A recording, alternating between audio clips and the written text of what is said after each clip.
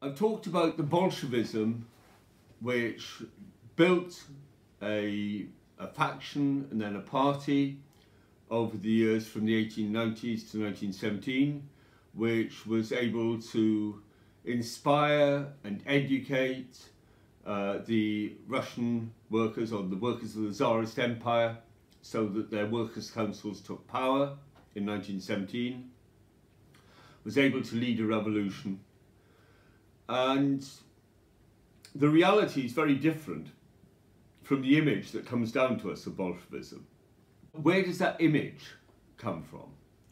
The recreation of the image of Bolshevism starts very soon after the revolution, and not because the counter-revolution has happened, but because of the constraints of defending and, in fact, consolidating the revolution.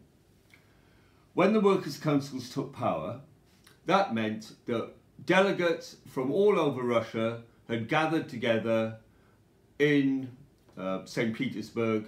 They'd had a Congress, and that Congress had voted to say, we are going to be the government. In the meantime, the working class organisations of St. Petersburg, which largely day-to-day controlled what happened anyway, already had taken over various key buildings. They had arrested the provisional government, which was just a few people in the Winter Palace. It wasn't stormed, contrary to the legend. It was just, some Red Guards went in and said, you guys, you're finished. The Workers' Council is going to take power. The committee, the Council of People's Commissars, which is elected by the Workers' Councils, they didn't take over a functioning state machine. The police had disappeared from the streets back in February. There was no functioning police force. The army was in a state of revolt against the war, which is why the revolution had happened, and the government, based on the Workers' Councils, would formally disband the army, just declare the army disbanded in February 1918. It didn't have an established bureaucratic machine. When the commissars elected by the Workers' Congress went to try and take over the old administrative offices, they found they were locked up. All the workers had just gone home, and they had to find somebody to pick the lock, get in, find a bit of furniture to keep going. They didn't take over an existing state machine. They had to build a new one. They had to build a new one under conditions where the power they'd overthrown, or the people from the power they'd overthrown, the generals, the army commanders and so on, were mobilising against them. They were mobilising against them with eventually the assistance of invading armies from 14 countries. They had to fight a civil war. In that civil war, they had to take the message of the revolution out from St. Petersburg, where that Congress had happened, out to the other cities and then to the villages across the country. It went out to the main cities fairly quickly. In most of the other main cities, very quickly, the workers' councils met and said, right, we are taking over locally. There was a bit of fighting in Moscow. A lot of places there wasn't much fighting at all.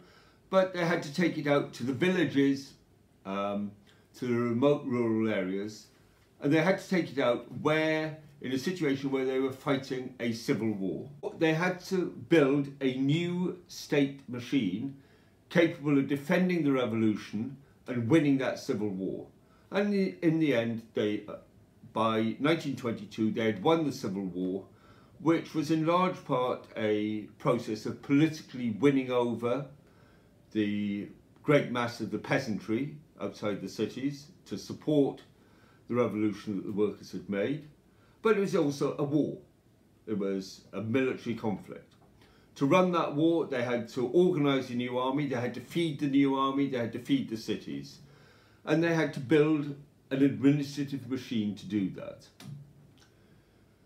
And the key people in building that administrative machine were the Bolsheviks. They were the people who were the dedicated activists, who were who would work at it, who were committed to it, who were prepared to take risks. And so to create that state, they also had to reorganise, recentralise the Bolshevik Party. And that they did in the course of the Civil War. Even in the Civil War, the Bolshevik Party was a highly democratic party by comparison to political parties we know today. For example, in early 1918, they had a dispute over whether to sign a peace treaty with Germany. Eventually, a majority decided to sign it, which was Lenin's view from the start.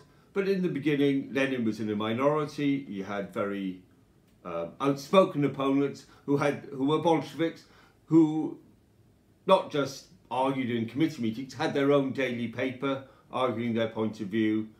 And that was argued out in an open and a democratic way in the midst of the Civil War. Nevertheless, they created an administrative machine. They had to.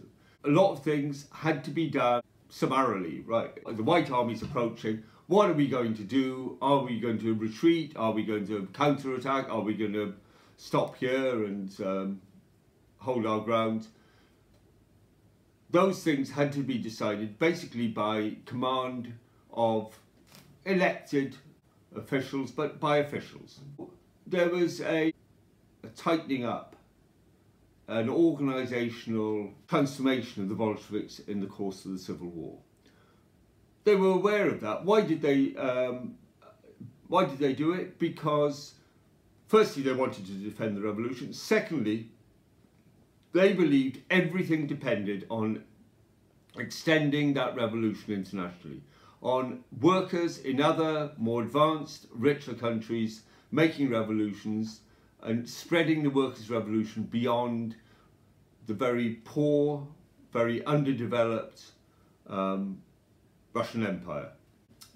And they knew that workers elsewhere in the world, all over the world, had been hugely inspired by the Russian Revolution, had developed new revolutionary movements under that inspiration, and that if they went down to defeat in Russia before the workers elsewhere were able to take power, that would disrupt, throw back, finish that process of revolutionary movements forming in other countries.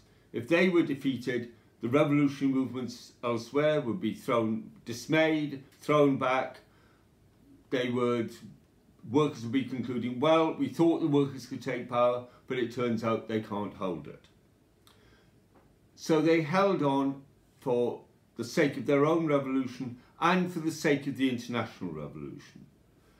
They knew that if they knew what would happen if they would be defeated. They'd seen that happen in Finland. In Finland, there was a workers' revolution in 1918, which led to a civil war.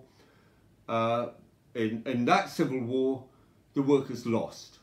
In the course of that civil war, Victor Serge estimates, and afterwards, about a quarter of the entire Finnish working class was killed. Now remember, the working class is not the majority of the population, a quarter of the working class. So all the leading activists and a lot of people who are just unlucky to be on the, in the wrong place at the wrong time. They knew they would face that sort of massacre, and it would put back the possibilities of an international revolution for decades if they let that happen. So they held on, they fought, they organised themselves in a much tighter way than they'd done in the past, much more ruthlessly, because for them the international revolution depended on that.